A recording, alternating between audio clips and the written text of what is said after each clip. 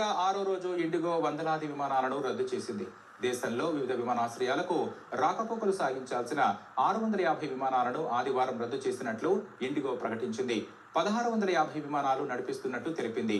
December 10 కల్లా పరిస్థితి సాధారణ స్థితికి వస్తుందని వెల్లడించింది. విమానాల రద్దుతో ప్రయాణికులు తీవ్ర ఇబ్బందులు పడుతూనే ఉన్నారు. ఇండిగో విమానాల రద్దు సంక్షోభం కొనసాగుతోంది.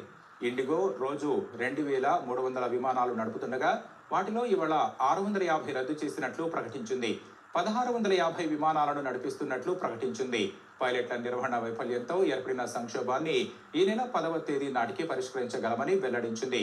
ఇవాళ కూడా అనేక విమానాశ్రయాల నుంచి సర్వీసులు రద్దు కావడంతో ప్రయాణికులు పడిగాపులు కాస్తున్నారు.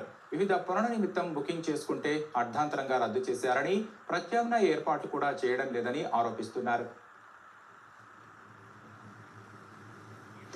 హైదరాబాద్ నుంచి రాకపోకలు సాగించే 117 ఇండిగో విమానాలను నేడు రద్దు చేశారు.